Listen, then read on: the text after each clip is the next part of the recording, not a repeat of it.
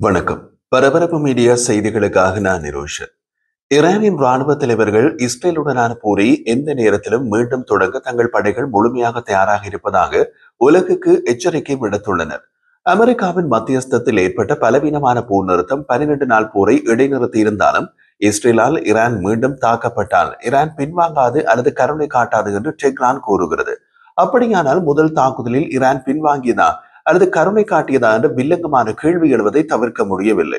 ஈரானிய ராணுவ தளபதிகளின் இந்த கூற்று மத்திய கிழக்கு பிராந்தியம் முழுவதிலும் பதட்டங்களை அதிகரிக்கின்றது. இஸ்ரேலுடனான நடந்த ஈரானின் சமீப கால போர் இன்னமும் முடிவடையவில்லை என்று இஸ்ரேல் கூறும் போது ஈரானின் உயர் தளபதிகளின் புதுப்பிக்கப்பட்ட எச்சரிக்கைகள் வந்துள்ளன. இஸ்ரேல் ராணுவ திட்டங்களை மேசையில் வைத்துக் கொண்டிருக்கும் நிலையில் அமெரிக்கா ராஜதந்திரத்திற்கு அழுத்தம் கொடுப்பதால் மத்திய கிழக்கு இன்னமும் அடுத்து என்ன நடக்குமோ என்று தெரியாத நிலையில் உள்ளது. ஈரான் அடுத்து எவ்வாறு பதிலடி கொடுக்கும் என்பது மோதலுக்கும் அமைதிக்கும் இடையிலான பலவீனமான சமநிலையை மாற்றக்கூடும். ஈரானின் புரட்சிகர காவலர் படைப்பிரிவு IRGCயின் தளபதி மேஜர் ஜெனரல் மொஹாமட் பாக்பூர் தனது படைகள் அவை நிறுத்தப்பட்ட இடத்திலிருந்து மீண்டும் போரை தொடங்க முழுமையாக தயாராக இருப்பதாக அறிவித்துள்ளார். ஈரானின் ராணுவ தளபதி மேஜர் ஜெனரல் அமீர் ஹடாமி ஈரானிய அரசு ஊடகத்தின் நேர்காணலில் இஸ்ரேலிய ஆக்கிரமிப்பாளர்கள் தப்ப மாட்டார்கள் என்று தெரிவித்தார். இஸ்ரேல் ஈரானின் நிலப்பகுதி எதையும் ஆக்கிரமிக்கவில்லை. ஒருவேளை ஈரானிய வானில் இஸ்ரேல் வான்மேன்மை அதாவது ஏர் சுப்பீரியாரிட்டி கொண்டிருப்பதை அவர் ஆக்கிரமிப்பு என்று குறிப்பிட்டிருக்கலாம். ஈரானிய வானில் இஸ்ரேலின் வான்மேன்மை என்பது ஈரானிய வானில் இஸ்ரேல் எந்தவித அச்சமுமின்றி பறக்கிறது என்பதை குறிக்கிறது.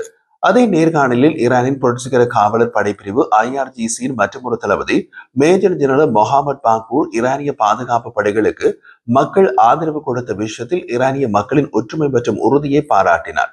போர் தேவைப்பட்டால் மட்டுமே ஈரான் முழு பலத்துடன் பதிலடி கொடுக்கும் என்று அவர் கூறினார். இதற்கிடையில் கடந்த மாதம் அமெரிக்க விமான தாக்குதல்கள் ஈரானின் அணுசக்தி நிலையங்களை அளித்ததாக ஜனாதிபதி டொனால்ட் ட்ரம்ப் மீண்டும் மீண்டும் கூறியதற்கு முரணான ஒரு புதிய உளவுத்துறை மதிப்பீட்டை ட்ரம்ப் நிர்வாகம் கொடுத்துள்ளது. மதிப்பீட்டை நன்கு அறிந்து 5 தற்போதைய மற்றும் முன்னாள் அமெரிக்க அதிகாரிகளின் கூற்றுப்படி ஈரானின் போர்டோ அணுசக்தி செறிவூட்டல் தளம் பெரும்பாலும் அமெரிக்க ராணுவ நடவடிக்கையில் அளிக்கப்பட்டாலும் இஸ்பஹான் மற்றும் நட்டான்ஸ் தளங்களில் அதன் உற்பத்தி திறன் சில மாதங்கள் மட்டுமே பின்னுக்கு தள்ளப்பட்டிருக்கலாம். மேலும் அந்த இரு அணுசக்தி தளங்களும் தமது வளமையான செயற்பாடுகளை சில மாதங்களில் மீண்டும் தொடங்கலாம் என்று NBC நியூஸ் தொலைக்காட்சி சேனல் அமெரிக்க அதிகாரிகளை மேற்கோள் காட்டி செய்தி வெளியிட்டது. இதற்கு பதிலடி கொடுக்கும் விதமாக பென்டகோன் செய்தி தொடர்பாளர் சீன் பார்னல் சமூக வலைதளம் எக்ஸில் அது போலி செய்தி. அந்த ஊடகத்தின் நம்பகத்தன்மை ஈரானிய அணுசக்தி நிலையங்களின் தற்போதைய நிலையை போன்றது என்று குறிப்பிட்டார். மொத்தத்தில் அமெரிக்க தாக்குதல்களின் நீண்டகால தாக்கத்தை சுற்றியுள்ள கேள்விகள் சுழன்று கொண்டிருக்கிறது. இந்த நிலையில் ஈரானின் வெளியுறவு அமைச்சர் அணுசக்தி பேச்சுவார்த்தைகளுக்கு திரும்புவது டெஹ்ரான் பார்வைகள் நியாயமானது என்று அமெரிக்கா ஏற்றுக்கொண்டால் மட்டுமே நடக்கும் என்று எச்சரித்தார். பிரான்ஸ், பிரிட்டன், ஜெர்மனி மற்றும் ஐரோப்பிய ஒன்றியத்தின் உயர்மட்ட தூதர் ஆகியோருடன் ஒரு தொலைபேசி அழைப்பை தொடர்ந்து ஆகஸ்ட் மாத இறுதிக்குள் ஒரு ஒப்பந்தம் செய்யப்பட வேண்டும் என்ற விஷயத்தில் ஈரானிய வெளியுறவு அமைச்சர் அப்பாஸ் அராக்ஷி பின்வாங்கியுள்ளார். ராஜதந்திரத்திலிருந்து விலகியது அமெரிக்கா தான், ஈரான் அல்ல என்று கூறினார். இஸ்ரேலுக்கும் ஈரானுக்கும் இடையிலான போர் நிறுத்தம் போரை தற்காலிகமாகத்தான் இடைநிறுத்தியுள்ளது. ஆனால் பதட்டங்கள் அதிகமாகவே உள்ளன.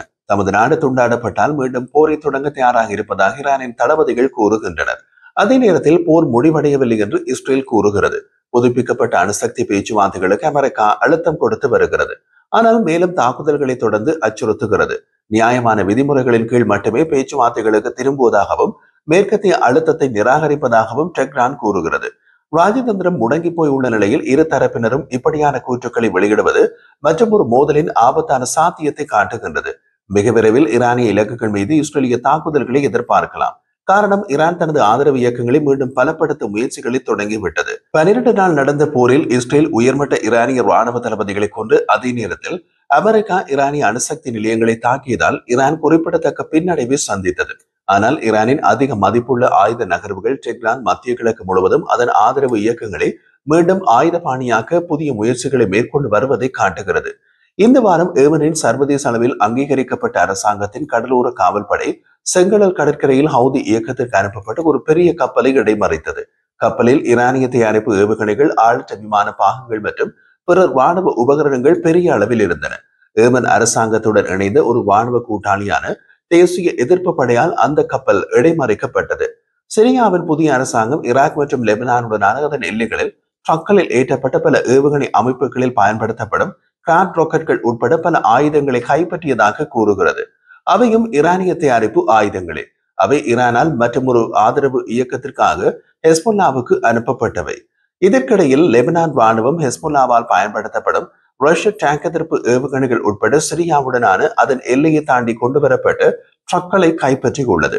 ஈரானிய ராணுவ விவகாரங்களில் நிபுணத்துவம் பெற்று அமெரிக்காவை தளமாக கொண்ட Washington institute for near east பாலிசியின் மூத்த ஆராய்ச்சியாளர் மைக்கேல் நைட்ஸ் ஹெஸ்புல்லாவுக்கு ஏவுகணைகளையும் ஆயுதங்களையும் ஈராக்கிலிருந்து சிரியா ஊடாக லெபனானுக்குள் அனுப்புவதன் மூலம் ஈரான் தனது ஆதரவு இயக்கங்களை மீண்டும் கட்டி எழுப்புகிறது என்று கூறினார்.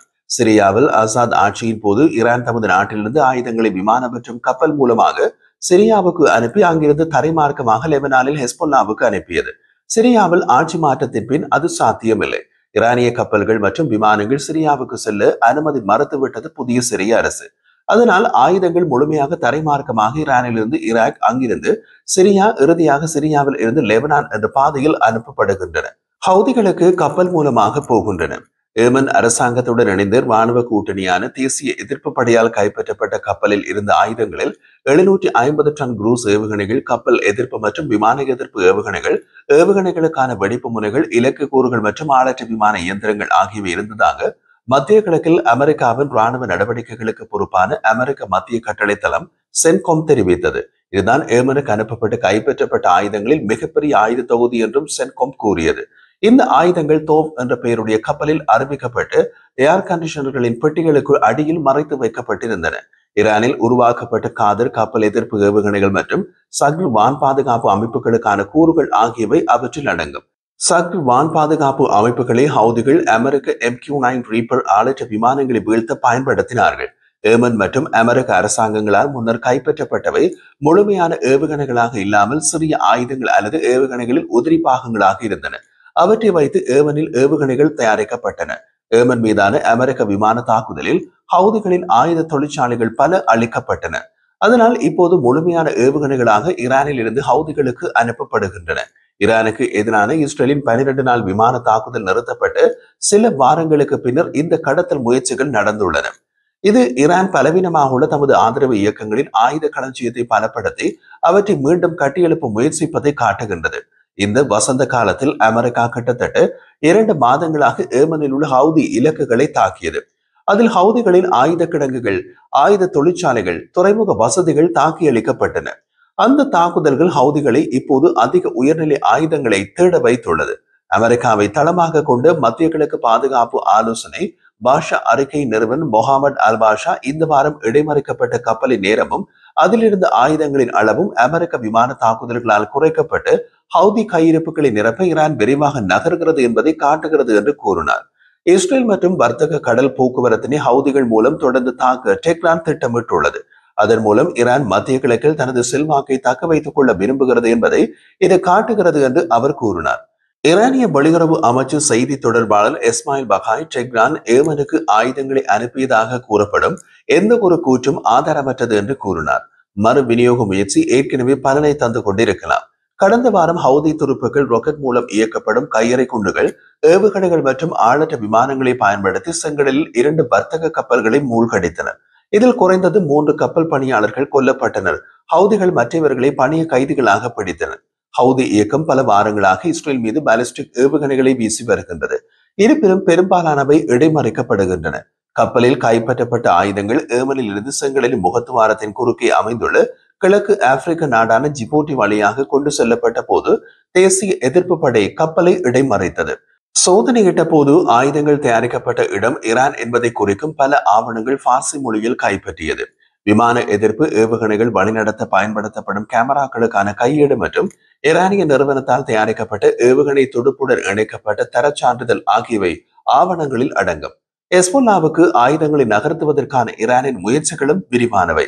இஸ்ரேலிய ரகசிய நடவடிக்கைகள், விமான தாக்குதல்கள் மற்றும் தரைவழி ஊடுருவல் ஆகியவற்றினால் ஹெஸ்புல்லாவின் ஆயுத கிடங்கு மற்றும் தலைமையின் பெரும்பகுதி அளிக்கப்பட்டதன் பின்னர் கடந்த இலையுதிர் காலத்தில் ஹெஸ்புல்லா போர் நிறுத்தத்திற்கு தள்ளப்பட்டது.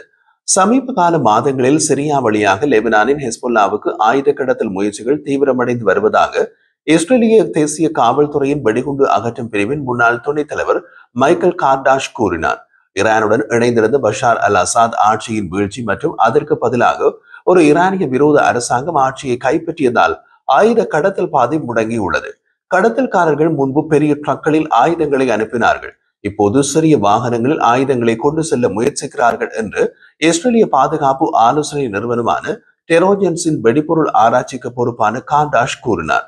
ஒரு எடுத்துக்காட்டில் ஜூன் மாதம் புதிய சிரிய அரசாங்கத்தின் உள்துறை அமைச்சு வெள்ளரிகளை ஏற்றி செல்லும் சிறிய வாகனத்தில் லெபனானுக்கு செல்லும் வழியில் ரஷ்ய தயாரிப்பான கார்னெட் டேங்க் எதிர்ப்பு ஏவுகணைகளை கைப்பற்றியதாக அறிவித்தது.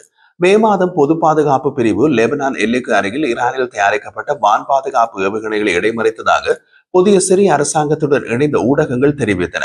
ஹெஸ்போல்லா தனது சேதமடைந்த ஆயுத களஞ்சியத்தை மீண்டும் நிரப்புவதை தடுக்க விரிவான முயற்சிகள் இருந்த போதிலும் ஹவுதிகளைப் போல ஹெஸ்போல்லாவுக்கு ஆயுதம் போவதும் ஓரளவு வெற்றி பெற்றுள்ளது. ஹெஸ்போல்லா இப்போதும் அதன் சொந்த ஆளற்ற விமானங்கள் மற்றும் நடுத்தர தூர ராக்கெட்களை உற்பத்தி செய்கிறது. மேலும் அதன் கடத்தல் வலையமைப்புகளை ஓரளவுக்கு மறுசீரமைக்கவும் சில கார்னெட்கள் மற்றும் பிற அதிநவீன ஆயுதங்களை கடத்தவும் முடிந்தது என்று ஹெஸ்போல்லாவின் செயற்பாடுகளை நன்கு அறிந்த ஒருவர் கூறினார். மொத்தத்தில் ஈரான் மற்றொரு சுற்று போருக்கு தமது ஆதரவு இயக்கங்களை தயார்படுத்துகிறது. ஆனால் மிக விரைவில் ஈரானிய இலக்குகள் மீது இஸ்ரேலிய தாக்குதல்களை எதிர்பார்க்கலாம்.